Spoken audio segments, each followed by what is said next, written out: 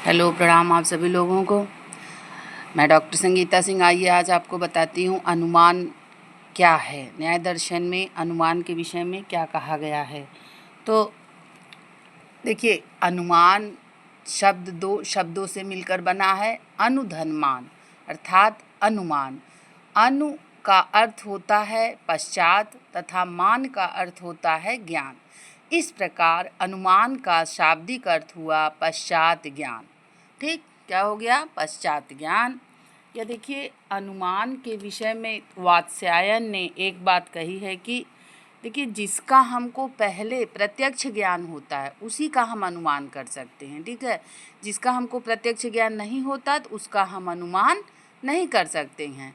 ठीक है, देखिए, किसी बात को जानने के पश्चात मतलब किसी बात को जानने के पश्चात यदि उसी के आधार पर किसी दूसरी बात का ज्ञान हो तो उसे अनुमान कहते हैं। जैसे दूर पर धुआं देखकर हम तुरंत ही समझ लेते हैं कि वहाँ अग्नि भी है। ठीक है, तो अनुमान वह ज्ञान है जो पूर्व ज्ञान पर आधारित होता है। जैसे देखिए, पहाड़ पर अग्नि है क्योंकि वहाँ धुआं है। जहाँ जहाँ धुआं है वहाँ वहाँ अग्नि है। जैसे रसोई घर में, चूल्हे में, क्योंकि हमने पहले रसोई घर में देखा है आग और धुएं को, तभी हम अनुमान लगा पा रहे हैं कि वहाँ पर पहाड़ पर धुआं देखकर कि वहाँ पर अग्नि है। ठीक है, तो इस तरह जो है जिस चीज़ का हमको प्रत्यक्ष, तो अनुमान में प्रत्यक्ष का विशेष महत्व है। ठीक है, इसीलिए प्रत्यक्ष अपरोक्ष या प्रत्यक्ष ज्ञान को हम कहते हैं इमीडिएट नॉलेज कहा जाता है। ठीक, इसीलिए जो है जिसमें अनुमान वह सारांश रूप में हम क्या कर सकते हैं कि अनुमान वह ज्ञान है जिसमें प्रत्यक्ष से अप्रत्यक्ष की ओर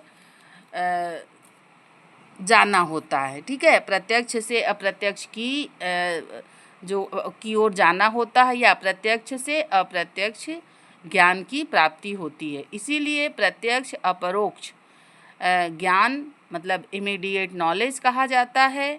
और अनुमान को जिसमें विषयों का प्रत्यक्ष नहीं होता अपरोक्ष या परोक्ष ज्ञान या इमीडिएट नॉलेज कहा जाता है। ठीक है, तो इस तरह जो है इसमें जैसे जहाँ जहाँ धुआं है वहाँ वहाँ आग है। ठीक, पहाड़ पर अग्नि है क्योंकि वहाँ धुआं है। जहाँ जहाँ धुआं वहाँ अग्नि है। यह एक अनुमान है और यह अनुमान धुआं और आग के व्याप्ति संबंध पर निर्भर है। व्याप्ति का अर्थ है दो वस्तुओं के मध्य आवश्यक और सामान्य संबंध। ठीक है, हमने पहले वीडियो में व्याप्ति के विषय में काफ़ी विस्तार से बताया है।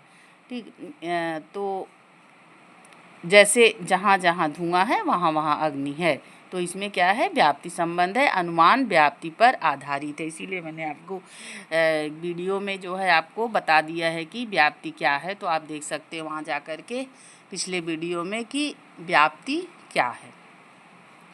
तो अब देखिए, अब देखते हैं अनुमान के पद। अब अनुमान के जो है अनुमान के 3 पद और कम से कम 3 वाक्य होते हैं।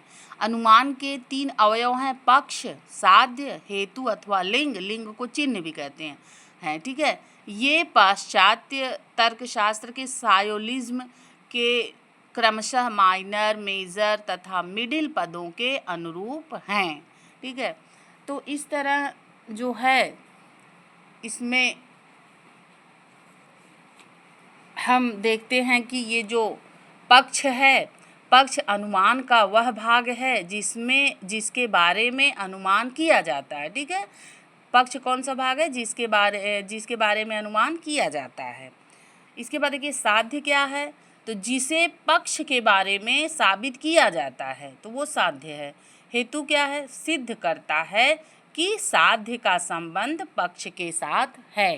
ठीक है, तो ये है जैसे अनुमान का वह अंग जिसके संबंध में अनुमान किया जाता है। जैसे ऊपर के उदाहरण में पहाड़ पक्ष है क्योंकि पहाड़ के संबंध में अनुमान किया जाता है कि वहाँ पहाड़ पर धुआं है कहते हैं। ठीक, तो साध्य यह अनुमान का वह अंग है जिसे पक्ष के संबंध में सिद्ध किया जाता है।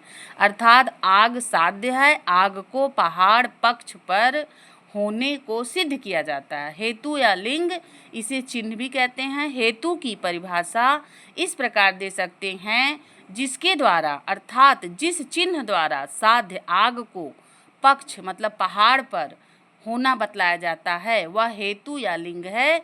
जैसे धुआं वह चिन्ह या लिंग है या हेतु है जिसे देखकर पहाड़ पर अग्नि होने का अनुमान किया जाता है। तो इस तरह जो है, देखिए उदाहरण के लिए क्या हो जाता है कि पहाड़ में आग के अनुमान में धुआं अनुमान का साधन है। इस तरह इसके 3 भाग हो जाते हैं। पहाड़ में धुआं है, धुआं तथा आग में व्याप्ति है जिसे हम पहले से ही जानते हैं। पहाड़ में आग है, यहाँ पहाड़ पक्ष, आग साध्य, धुआं साधन है या हेतु है। परंतु इसी अनुमान को वाक्य में इस तरह रखा जाएगा, ठीक है। कैसे? पहाड़ में आग है क्योंकि पहाड़ में धुआं है, जहाँ जहाँ आग है वहाँ वहाँ धुआं है, जैसे चूल्हे में। तो ये है अनुमान। तो अनुमान में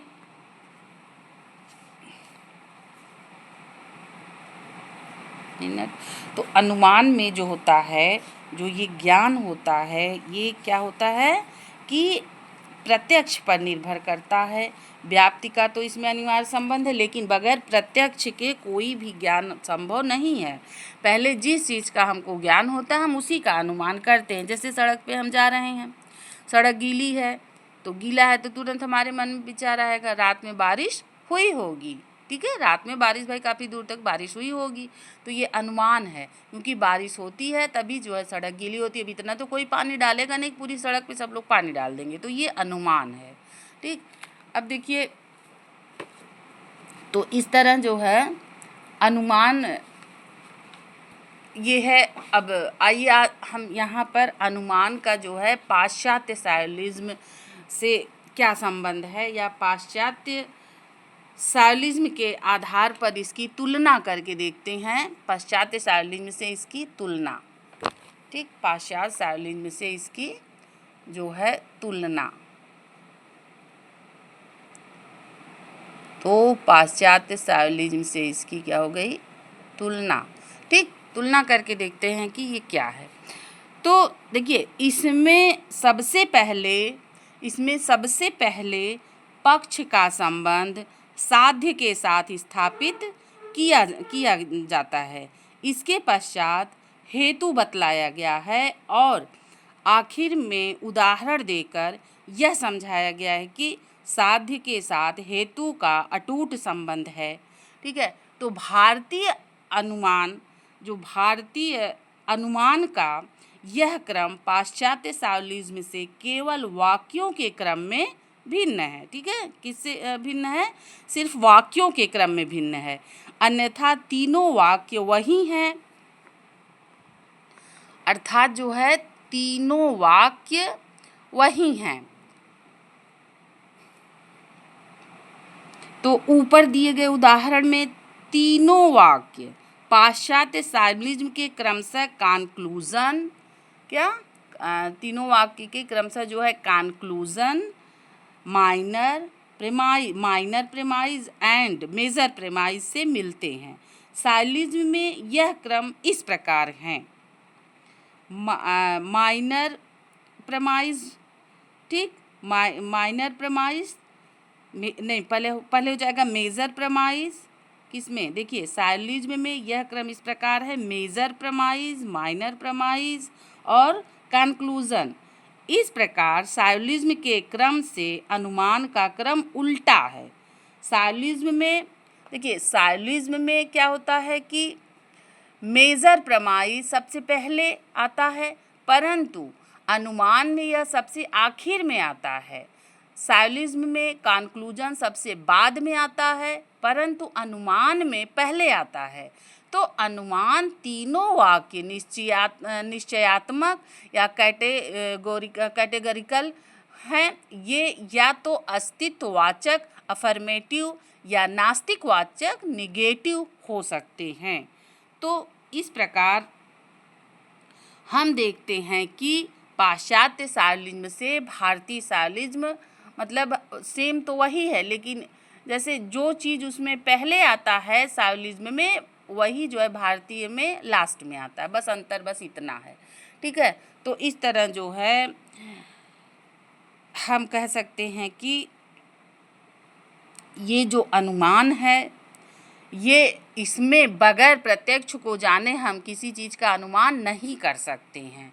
तो इसमें बिना प्रत्यक्ष के अनुमान संभव नहीं है। तो चार्वाक दर्शन जो मानता है, केवल प्रत्यक्ष को मानता है, तो उसमें इसीलिए कमियां पाई जाती हैं। तो अनुमान जो है न्याय में बताया गया है कि प्रत्यक्ष के बिना अनुमान नहीं किया जा सकता है, अनुमान का ज्ञान प्राप्त नहीं किया जा सकता है।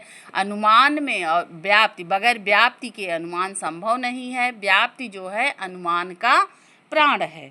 इस तरह जो है मैंने आज आपको अनुमान क्या है इसको बताया तथा पाश्चात्य साइलिज्म से इसकी तुलना करके आपको समझाया। आशा करती हूँ कि आपको ये चीज़ें समझ में आ गई होंगी। अब अगले वीडियो में अनुमान का वर्गीकरण किस प्रकार हुआ है इसको बताऊंगी। एक बार फिर बता देती हूँ कि पाश्चात्य साइलिज्म से तुलना इसका कैसे है कि देखिए, भारतीय अनुमान में का यह क्रम पाश्चात्य साइलिज्म से केवल वाक्यों के क्रम में भिन्न है, अर्थात तीनों वाक्य वही हैं। साइलिज्म में मेजर प्रमाई सबसे पहले आता है, परंतु अनुमान में यह सबसे आखिर में आता है। तो साइलिज्म में कंक्लूजन सबसे बाद में आता है, परंतु अनुमान में यह पहले आता है। अनुमान तीनों वाक्यों निश्चयात्मक कैटेगरिकल है। ये या तो अस्तित्ववाचक अफर्मेटिव या नास्तिवाचक निगेटिव हो सकता है। ठीक, तो इस तरह जो है ये हो गया अनुमान। ठीक, अनुमान यानी पश्चात ज्ञान।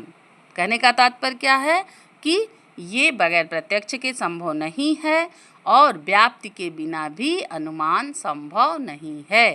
ठीक, तो इस तरह अनुमान का ये जो अनुमान का जो ये ज्ञान है, मैंने आज अनुमान को आपको बताया। ये दो शब्दों से मिलकर बना अनुधनमान, मतलब पश्चात ज्ञान।